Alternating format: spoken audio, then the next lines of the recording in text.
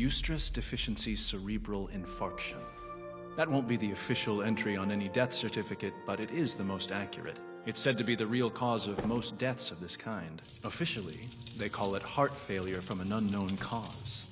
I've heard of this condition. They say it's a side effect of excessive stress care. For some time, researchers have understood that moderate stress has beneficial effects. It boosts the immune system, for example. Stress motivates us and prepares us for action. It compels our body to survive. However, routine psychopath checks take our stress away from us. There are patients whose stress reaction is so numb, they can't even recognize basic stimulation of their senses. Once that happens, it's a neurological downward spiral.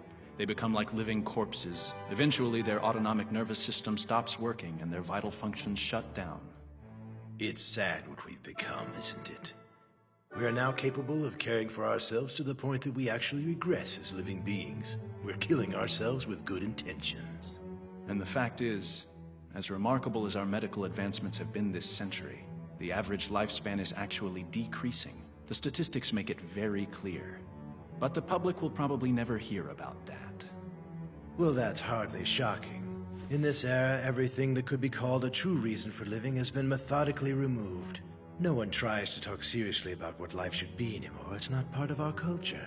The father of Rikako Oryo, the girl I mentioned earlier, he had Eustress deficiency as well.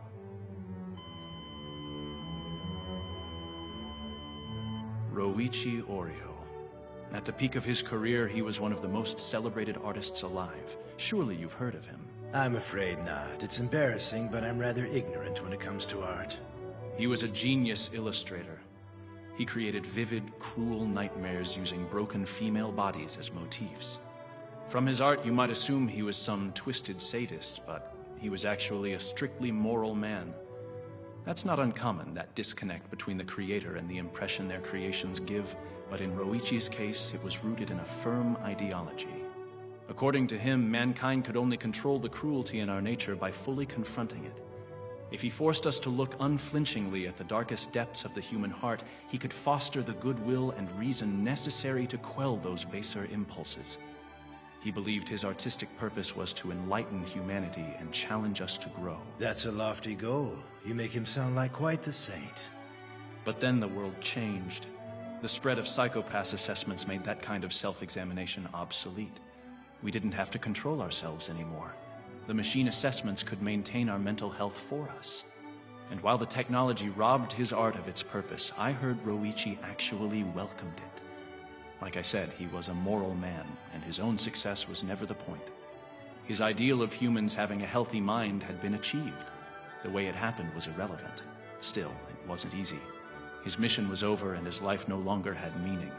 He was welcoming the change that would ruin him.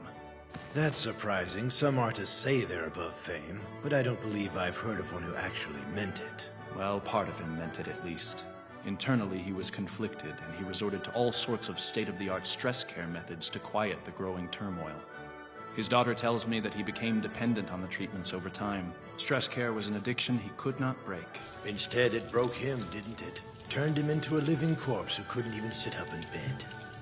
Considering how much Rikako loved her father, I imagine she felt his decline was unforgivable. It's as if Roichi Oryo was killed twice. First, his talent was killed by science and technology, and then his spirit was killed by the culture that technology created. You mean this young woman is committing these horrific murders to get revenge for her father? Is that it? Well, who can really know what lies in another human's heart? I just hope she finds some meaning beyond revenge. Chegu-san?